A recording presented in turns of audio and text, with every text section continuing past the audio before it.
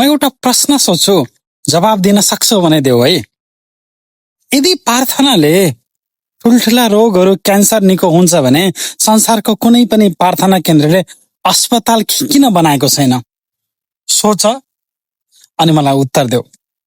मलाई चिन्नेहरूलाई थाहा छ, मैले नक्कली झाँक्री र माताहरूको पर्दाफास गरेँ। अन्डाबाट भेद निकाल्ने, हड्डी उडाउने, नर्बेलबाट रगत देखाउने, हड्डी घुमाउने, पानीमा आगो बाल्ने सबै ह्यान्ड ट्रिक हो भनेर जब मैले सिकाएँ, त्यो बेला कसैले भन्यो, तपाईँ हिन्दू परम्पराको दुश्मन हुनुहुन्छ। म दुश्मन थिइनँ, म ठगको दुश्मन थिएँ। आज म फेरि उभिएको छु उही तराजु लिएर, किनभने आजकल अर्को धन्दा फस्टाउँदैछ। प्रार्थना गर, रोग भाग, अस्पताल जानु पर्दैन। र म भन्छु, जुन तराजुले धामी झाँक्री जोखिन्छ, जुन तराजुले माताहरू जोखिन्छन्, त्यही तराजुले पास्टर पनि जोखिन्छ। ठगको कुनै धर्म हुँदैन, ठगको एउटै जात हुन्छ, त्यो ठग हो। सुन, यो बहसको कुरा होइन, यो जीवन मरणको कुरा हो। पाइल्स प्रार्थनाले जाँदैन, उपचारले जान्छ। क्यान्सर भजनले रोकिँदैन, समयमा अस्पताल पुगे रोकिन सक्छ। एचआईभी आज औषधिले नियन्त्रण हुन्छ। मान्छे 10औं औँसम्म स्वस्थ भएर बाँच्न सक्छ, तर औषधि छोडेर विश्वास मात्र गर्नेको ज्यान जान्छ। जसले तिमीलाई भन्छ औषधि छोड, अस्पताल नजाऊ, प्रार्थना पर्याप्त छ, त्यो तिम्रो आत्माको रक्षक होइन, त्यो तिम्रो मृत्युको साझेदार हो। र यो म झाँक्रीका लागि पनि भन्छु, माताहरूको लागि पनि भन्छु, र पास्टरहरूका लागि पनि भन्छु। जसले पनि बिरामीलाई अस्पताल जानबाट रोक्छ, उसको हात बिरामीको रगतले रङ्गिन्छ। मैले पहिले पनि भनेको थिएँ, असली साधकको पहिचान ऊ बिरामीलाई अस्पताल जानबाट रोक्दैन, अस्पताल पठाउँछ। र आज थप्छु, असली धर्मगुरुको पहिचान पनि यही हो, जुनसुकै धर्मको होस्। तिमीलाई लाग्ला यत्रो मान्छे विश्वास गर्छन्, केही त होला। इतिहास सुन, अमेरिका 1986 पिटर पोपोफ नामको प्रचारक स्टेजमा उभिन्छ। अपरिचित मान्छेको नाम, ठेगाना, रोग सबै भगवानले बताएको भन्छ। हजारौं रुन्छन्, विश्वास गर्छन्, पैसा चढाउँछन्।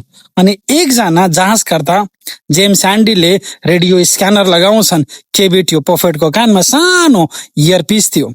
भगवानको आवाज नै, त्यो उनकी श्रीमती थिइन्। ब्याक स्टेजबाट दर्शकले भक्कसै फारममा लेखेको विवरण पढेर सुनाउँदै। करोडौं कमाइसकेको थियो।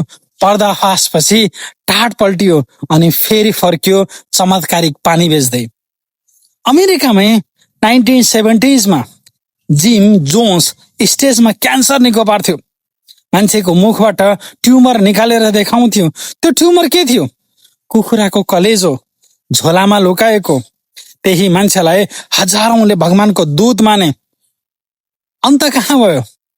जेम्स टाउन 900 जना भन्दा बढी लास, आफ्नै अनुयायीहरूको, सबैजना क्रिस्चियनको।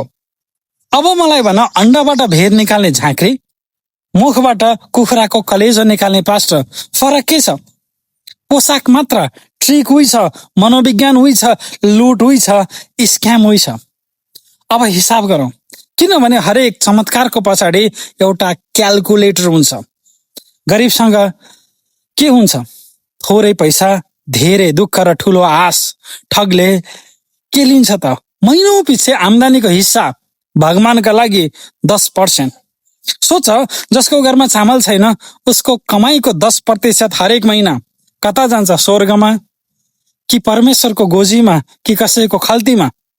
र सबैभन्दा क्रूर कुरा, रोग निको भएन भने दोष कसलाई? ठगलाई होइन, तिम्रो विश्वास कमजोर भयो। बिरामी झन् दोषी, झन् डरमा, झन् गहिरो फस्छन्। यो नै हो धन्दाको इन्जिन हो, जुन इन्जिनले नक्कली माताको दरबार पनि चल्छ, नक्कली प्रार्थना केन्द्र पनि चल्छ, र नेपालको सच्चाई केन्द्र पनि चल्छ। अब त्यो कुरा जसले मलाई भित्रबाट रिस उठाउँछ, केही प्रचारकहरू भन्छन् हामी कहाँ नजाऊ, माता कहाँ नजाऊ, तिनले शैतान जगाउँछन्, तिनका स्वास्नी बोक्से हुन्छन्। रोक, मैले नक्कली झाँक्रीले निर्दोष आमालाई बोक्सी भन्दा जे भनेको थिएँ, आज त्यही शब्द फर्काउँछु। कसैलाई बोक्सी भन्नु नेपालको कानुनमा अपराध हो। मुलुकी मुलुकी अपराध संहिताले बोक्सीको आरोप लगाउनेलाई जेल र जरिवाना तोकेको छ। झाँक्रीले भनोस् या पास्टरले कानुन उही हो, अपराध उही हो। तर हेर विडम्बना, जुन डरको खेती नक्कली झाँक्रीले गर्थे, तिम्रो घरमा बोक्सी छ, ठ्याक्कै त्यही डरको खेती अब अर्को पोसाकमा भइराखेको छ। तिम्रो परम्परामा शैतान छ। डर बेच्ने पसल उही हो, साइन बोर्ड मात्र फेरिएको छ।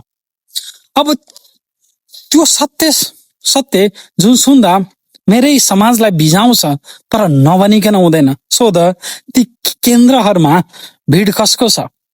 धेरै जसो दलित, गरिब, महिला। किनभने अनुसन्धानले देखाउँछ, जुन महिलालाई हाम्रो समाजले यति तल राख्यो कि सार्वजनिक स्थानमा आफ्नै नाम भन्न पनि डराउँथिन्, उसलाई त्यहाँ सबैभन्दा पहिला बोल्न दियो, माइक दियो, बहिनी बनियो, सँगै बसालियो। बुझ, मान्छे प्रार्थनाले तानिएको होइन, मान्छे अपमानले धकेलिएको। जुन मन्दिरको ढोकाले छेक्यो, जुन पंक्तिले तल बस भन्यो, जुन समाजले छुत अछुत गर्यो, त्यहीबाट मान्छे भागेको हो। त्यसैले जसलाई धर्म जोगाउनु छ, सुन, धर्म भाषणले जोगिँदैन, धर्म व्यवहारले जोगिन्छ। जुन दिन हरेक दलितले मन्दिरमा समान सम्मान पाउँछ, जुन दिन कसैले जातका कारण अपमान भोग्दैन, त्यो दिन कुनै प्रलोभनले कसैलाई तान्न सक्दैन।